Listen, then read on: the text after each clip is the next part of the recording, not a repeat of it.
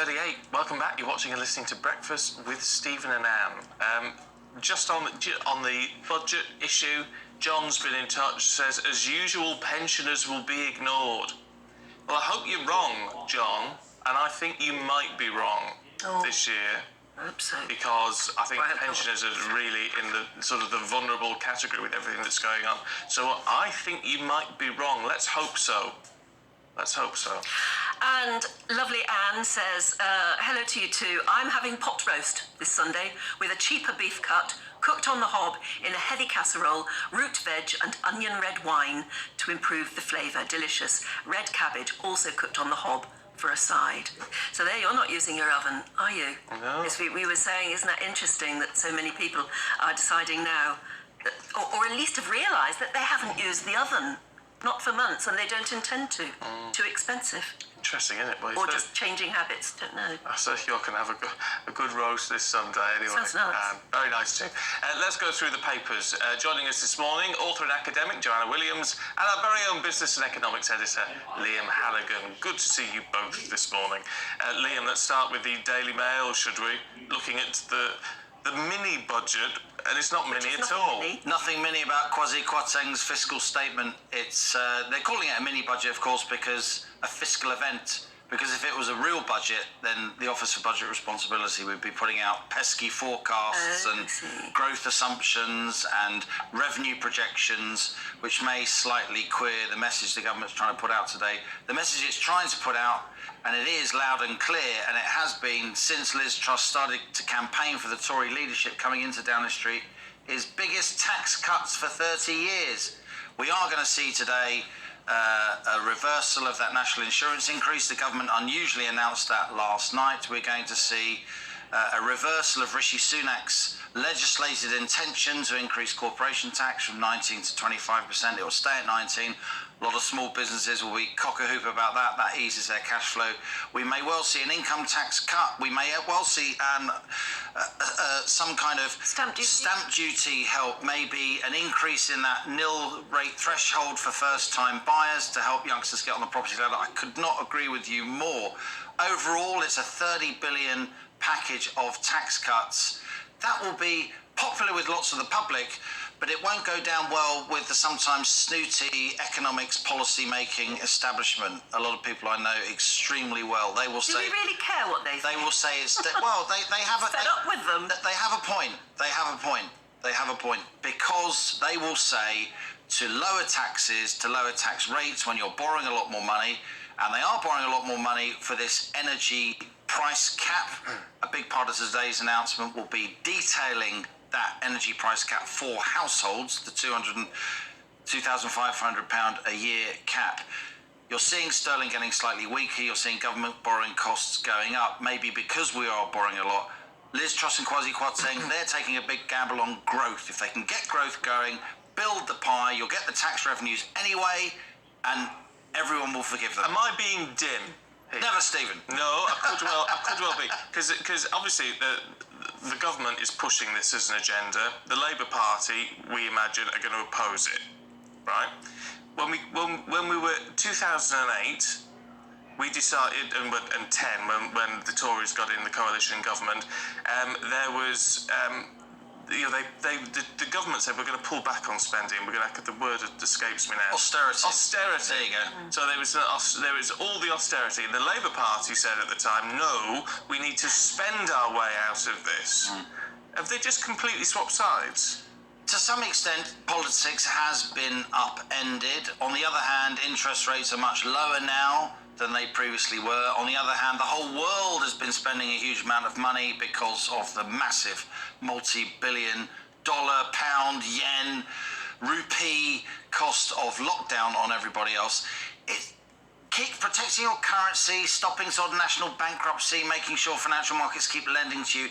It's a bit of an ugly contest, Stephen. You don't want to be the ugliest baby in the room. You don't want to be the country that looks the weakest. And we are... How ugly are we compared to the others? Oh, we know. And Diamond, we've got you here in the GBNEWS. Sadly, I'm nowhere near enough. Look, our debt levels are high, but they're not particularly high compared to other European countries. Sterling has weakened, as we heard earlier, but the whole all major currencies in the world have weakened against the dollar. When you get geopolitical strife, the dollar becomes the safe haven.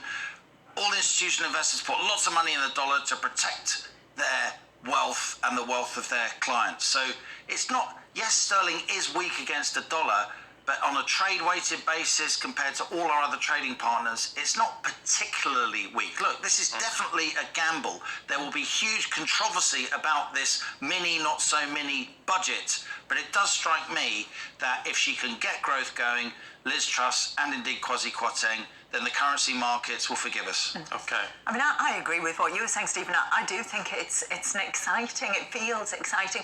It feels like all my entire adult life, budgets have been about a penny here or a penny there, and not much has really changed. And kind of shrug your shoulders and think, what was that all about? Whereas it does feel like something big's happening here. And I agree, Liam. Clearly, it is a gamble. Clearly, there's a risk. But I actually think that the whole idea of going for growth is a risk worth taking. And I really hope it pays off. I really hope this works. But all the economists are saying we're already in a recession. Well, this is the story in The Guardian, the front page of The Guardian today. I mean, this is obviously, it comes with the maybes and the probablys, and obviously Liam will know a lot more about this than I do, but clearly it's not your typical recession, if that's what we are indeed in at the moment. There does, thank goodness, still seem to be relatively high levels of employment, for example, and I think that's something, I hope that situation sustains itself. But I think what's really interesting and potentially worrying for the government and for kind of Kwasi Kwarteng and Liz Truss trying to push these things through is that there seems to be this emerging split between the direction that the Bank of England's heading in by putting up interest rates and the direction that the government's wanting to go in by cutting taxes and by going for growth. Yes, but we're seeing a bit of a ding-dong here between Kwasi Kwarteng and the Bank of England. Absolutely, and that is why the 2022 mini budget will go down, you know, along with some of Geoffrey Howe's budgets, Nigel Lawson's budgets in the 1980s as sort of landmark moments in economic policy making. Look, throughout the morning and afternoon, all day here on GBNEWS, we're going to be telling viewers and listeners, all of you at home, what this means for you and your family, the kind of nitty-gritty, if you like, the stamp duty bans, maybe an income tax cut, whatever it is. But we've got to keep hold of the big picture here as well. And what you're saying, Anne's completely right. Look, I've got the Financial Times here. Bank of England increases rates by 0.5%. That's the biggest rise in interest rates since the late 80s. Rates are now back where they were 14 years ago. The Bank of England is trying to push down on inflation, push down on those price pressures.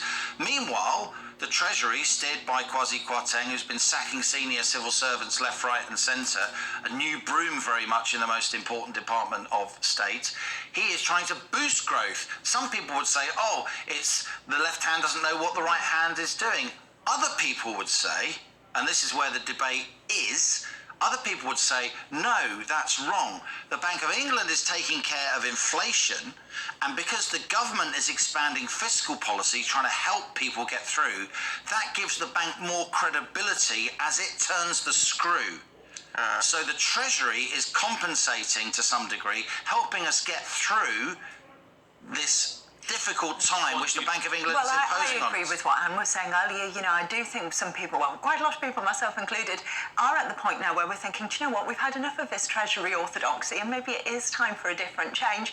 I mean, for one thing, I do begin to question, I mean, who am I, but I would begin to question how successful the Bank of England has been. I mean, they've had one job, essentially, yes, which is to keep inflation under control. They failed miserably. I mean, perhaps some of these interest rate rises should have been happening this time last year and happening more gradually. They've let inflation get out of control. Now they're doubling down and massively trying to overcompensate, it seems, for their own failures, pushing in a different direction to the Treasury. I mean, I do wonder whether the whole question about the independence of the Bank of England will begin to be raised before too long. Yeah, maybe so. Look, we need to leave it there, you two. Thank you very much Can indeed. I just ask, how long do you think he'll be on his feet delivering this? We don't know. I mean, he'll want to keep the statement short so he can say, it's a mini budget, we don't need all these pesky forecasts. So it could be pretty short. There'll certainly be no whiskey at the dispatch box, no outside red Downing Street box. with the big red briefcase.